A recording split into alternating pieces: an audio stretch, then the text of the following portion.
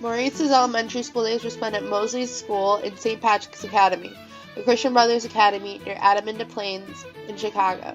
His university education took place at the University of St. Mary of the Lake under the tutelage of Father James J. McGovern. Maurice enrolled in Our Lady of the Angels Seminary at Suspension Bridge, Niagara, New York in 1867. He concluded his seminary studies in 1870 at the Catholic Theological Seminary in Baltimore, Maryland.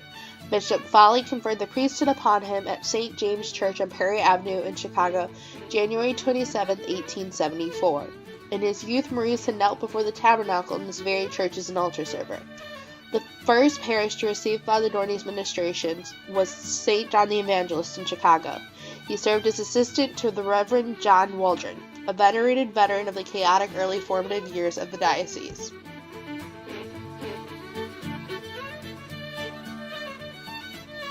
Maurice's most definitive call was to occur next. On the 11th of April, 1880, by appointment of Vicar General John McMullen, Father Dorney established living quarters at the Transit House, a lodging building.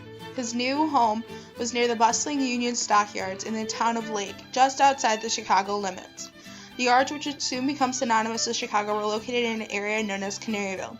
Wild pigs that roamed the area as scavengers were referred to as canaries, hence the affectionate nickname.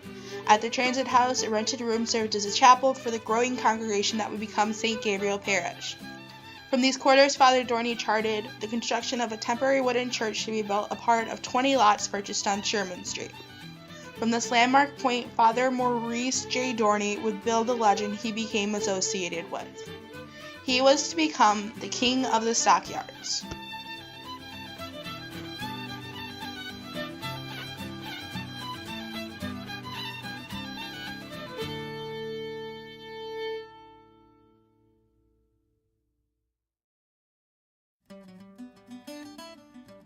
His interest in the temporal being of his fellows led to a crusade for temperance and against the proliferation of saloons throughout the residential areas of St. Gabriel Parish. By skillfully presenting his impassioned plea, Father Dorney inspired others across the Archdiocese to adopt the cause of sensibility in relation to alcohol. Over 40 saloons filled the area between 40th Street and 45th Street along Halsted Street. Father Dorney's persuasive powers can be gauged by the reaction of tavern owners in his parish. They all would say, "Whatever Father Dorney wants, we will do." His influence led to the saloons being closed on working days so the men could provide for their families.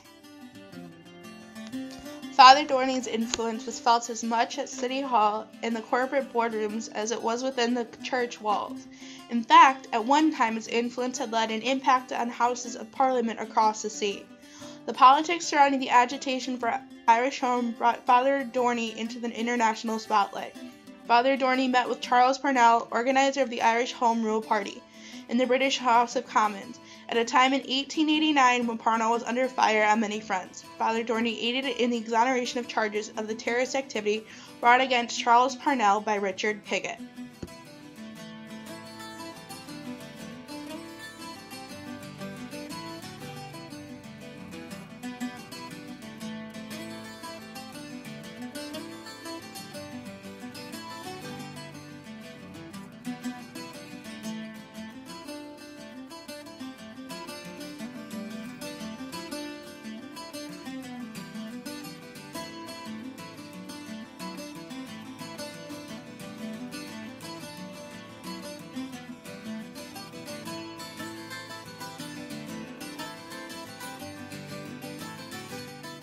He concentrated large amounts of energy and money into schools at St. Gabriel.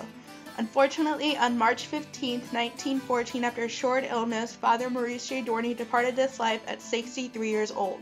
Archbishop James E. Quigley celebrated the final Mass attended by Father Dorney. There is a mausoleum where he is buried now with his family in Mount Olivet Cemetery in Chicago.